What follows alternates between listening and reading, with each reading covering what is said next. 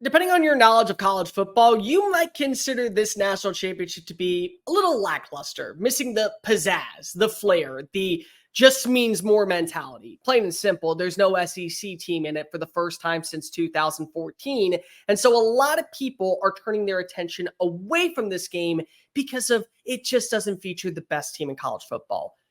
But this is the best matchup you could ask for the future of college football. Let me go ahead and explain. But if you are new here, welcome on into the channel. My name is Cole Thompson. I'm a radio show host based in Houston, and I talk college football daily. So if this is the type of content you enjoy, plus coaching searches, transfer portal news, anything going on with the offseason, we got a ton of content coming in the next several days. Just because the season strikes zero doesn't mean we'll strike zero. So make sure you hit the subscribe button down below. Leave a comment telling me your thoughts on this national championship game. Number 1 Michigan versus number 2 Washington. Tell your friends, your family, college football aficionados everywhere about this channel because we're on the race to become the number 1 YouTube show talking about our favorite sport daily. Continue to follow me on social media at Mr. Cole Thompson. I call it Twitter. You call it X. Who really gives a care what Elon calls it? That way, conversations surrounding college football never have to stop flowing.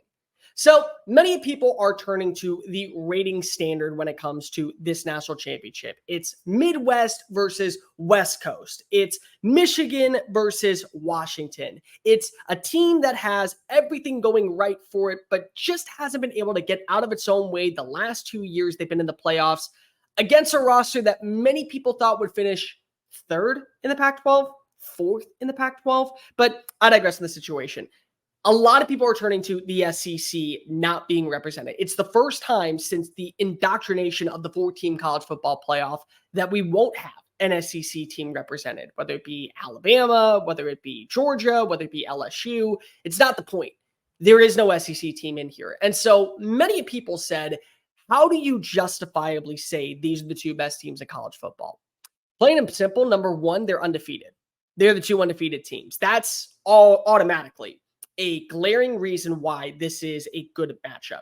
You're not getting just the best team that plays in the best conference. You're getting 2 teams that had to be battle tested to get here. And could you argue that Michigan's schedule was more lackadaisical compared to most? Yeah, probably.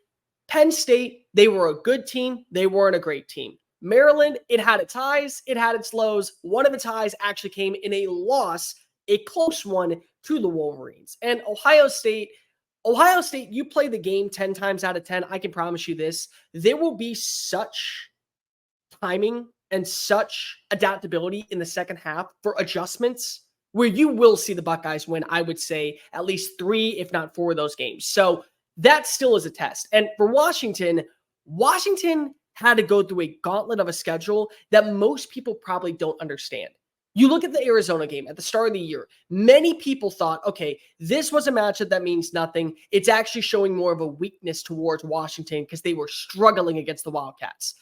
Wildcats ended up finishing with the top 20 scoring offense, a top 40 total defense, and 10 wins for the first time in over 7 years. So automatically, huge upside when it comes to when it comes to Arizona. You still had the Heisman Trophy winner sitting on the sidelines for USC. You still had one of the best defenses in the Pac-12 headlined at Utah. You still had a serviceable team in Corvallis, Oregon, and Oregon State. And you had to play the team that many people thought looked unstoppable from the time that they lost round 1 in Seattle until the time that they met up against the Huskies again in Las Vegas. In Oregon, you beat them twice, and you were the underdogs in both those matchups. So you had the most ranked wins in college football this year if you include the victory over Texas in the Sugar Bowl. And you have a shot to even double down by adding in yet another victory over Michigan.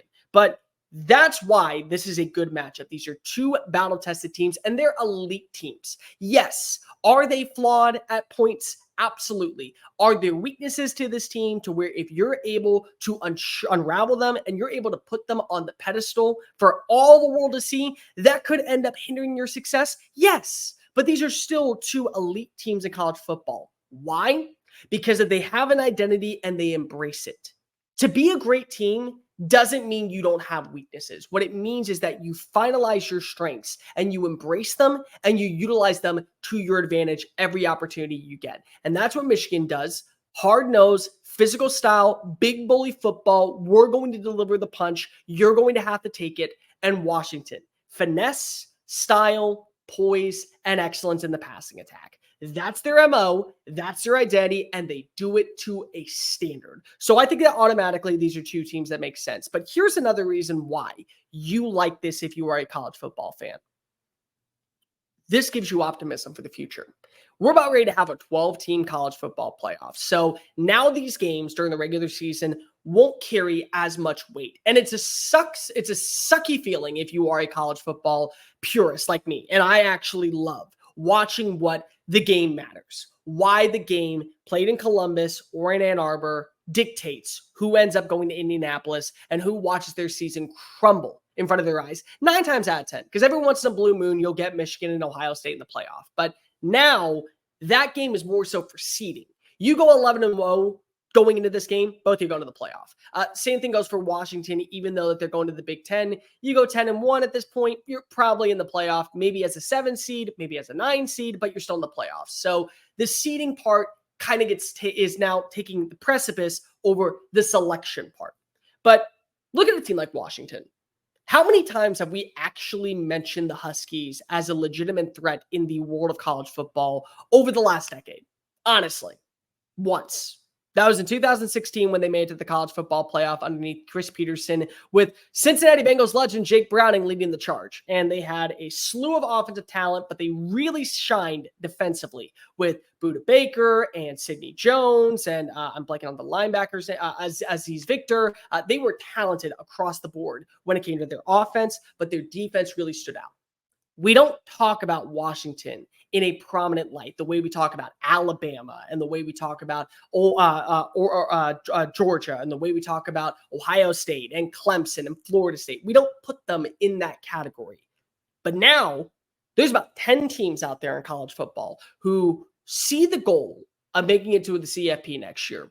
And they look at the way the rosters were built with transfer portals, with basic recruiting, with the adaptability of coaching, with what these coaches implement in practice. They carry over into the weight room. They carry over into the film study. And now those teams are saying, well, Washington just did this. Now we have a shot. And for Washington, here's the good news. It's a brand new era of college football. We are saying goodbye to the 4-team format. We are saying goodbye to the Pac-12. RIP. Best of luck in all your future endeavors, Oregon State and Washington State. It hurts my heart. It hurts most college football fans' heart, but the bureaucrats won this battle. I can't say anything else about it. They now can carry this inertia over into the Big Ten. And maybe now that they're a 10-2 team, and 10-2 is good enough to get you in the playoff, and 10-2 is good enough to say they have an offense that has an up-tempo. They have receivers that are going to be superstars. They have a defensive talent that is able to at least get critical stops on 4th down. They're not elite, but they are a team that can win it all. And so now the entire opinion of what we know about Washington over the last few years has drastically changed. Clemson, for a while, kind of laid dormant. They were a good team, never a great team. And then Dabo Swinney comes in, they get the right pieces involved, they hire the right coordinators, they get the right players, and now they start winning national titles. And now they start competing for the college football playoff. And now the way that we view Clemson is they're a perennial contender that's supposed to be here every single season. That's the way that we view them. And Nebraska, at one point, was viewed as one of the elites of college football. And they haven't been to a bowl game in 7 years. So you flip the 180. Nebraska now, we talk about them as a thing of the past, and the way that we talk about Washington could be a thing of the future.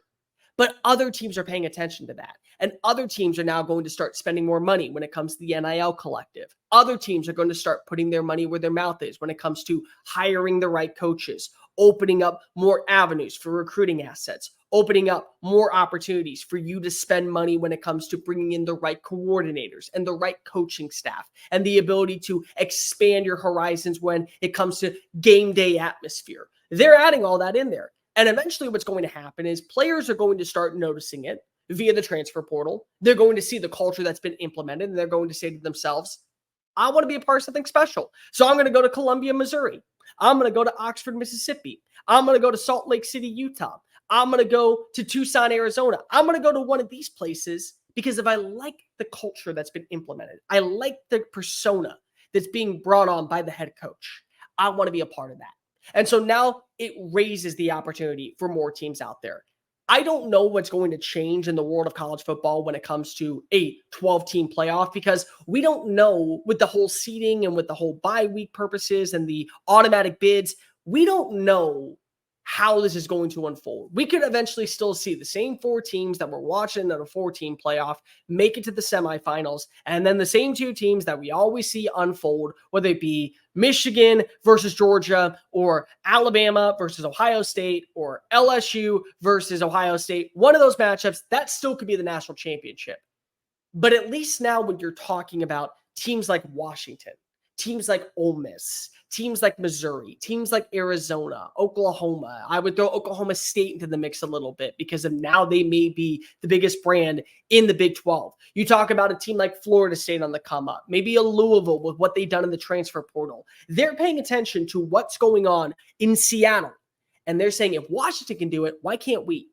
Why can't Washington, a team that doesn't have the elites of elite recruiting classes, the elite of elite transfer portal groups, the elite of elite players that come in and are developed properly, but the 3 stars end up becoming first-round picks because of the way they've developed in practice, the way that they've been developed by the coaching staff. That's what they're holding on to. They're seeing Washington's game plan and its blueprint, and they're trying to steal the funds like Nicolas Cage is trying to steal the Declaration of Independence. That's the way that I view this. So this is a good game for college football because it's opening up the idea that more is possible. It's opening up the ability to believe that more could end up unraveling because of this. It's opening up the idea that teams that once thought making the college football playoff was simply an afterthought is now a legit possibility. That's the way that I view this one. So the SEC not being represented is already a sad thing because we know the style of play that's down here in the South, but it doesn't mean this game doesn't carry weight. It's good for college football. It's a game that carries something over that I think a lot of people want to buy into. And more importantly, it shows you the uniqueness of what this game is all about. A team from Seattle, Washington versus a team from Ann Arbor, Michigan, a team that hasn't been to the college football playoff in over 5 years and hasn't won a national title since 1991, against a team that continues to shoot itself in the foot right before the finish line and hasn't won the whole damn thing since 1997. One of these teams making history for their programs. That's great for the sport. That's amazing for what we know, especially going into a brand new era, an era where we're talking about this not being for the nickels and dimes and the extra cash that is flowing into the pockets of boosters and those who are in charge of college football, but rather the expansion is all for the opportunity for us to see more compelling matchups. If you really believe that that's the reason why we are expanding to 12 teams, having a team like Washington in the national championship is your exhibit A. That's the reason why you're holding on to, the 12-team playoff will work. Why? Washington's in the playoff with a 4-team format. You don't think that they could run the show with this offense in a 12-team style? That's the way that I view this one. And as for the SEC, it's hard to have an argument that the SEC doesn't belong in the doesn't belong in the national championship when Alabama got voted in over Florida State. You would have the argument if, say, Georgia and Alabama showed up on the rankings that Sunday morning as 5 and 6. Alabama comes in at 5, Georgia comes in at 6, and Florida State comes in at 4. Well, then you'd be able to puff out your chest and say, well, we didn't even have a representative in the CFP. Well, you did, and guess what happened? Michigan outcoached you. Michigan outgained you. Michigan played more physical. Michigan corralled your quarterback into making mistakes. That's exactly what happened out in Pasadena in the Rose Bowl. So you can't even use that argument. For me, this game may not carry the weight when it comes to rankings, ratings, but ratings don't affect me. Ratings don't affect you. If you are a fan of college football and you want to watch the game that's unfolding, then do so. That's what you should be hoping for. But if not, here's the thing. It doesn't really matter. This is good for the sport. This is good for the future of the sport. And most importantly, this is wonderful for what we believe is going to be the foundation going into 2024. I like this matchup a lot. I think that even though the SEC wasn't represented, it doesn't mean the SEC still isn't the premier conference in college football. It just means this year, Washington had that 5th gear. Alabama didn't. Georgia could have had that 5th gear, but they lost at the wrong time. It's better to lose early than late. That's always something that my grandpa told me, and that's something that I hold dear and dear to my heart. Georgia probably could have won the national championship, but Michigan, they had that extra element. They showed it against Alabama. And same thing goes for Washington, who's beating a team that's going to the SEC next year. Regardless of how you feel about it, this is a good matchup for the college football national championship. And I can't wait to see what unfolds for the next 3 hours. Guys, thank you so much for watching that video. Don't hit the X button yet. Make sure you hit subscribe to keep up with all of our daily content found on Just Saying It and anything else that we post on this channel. Bye.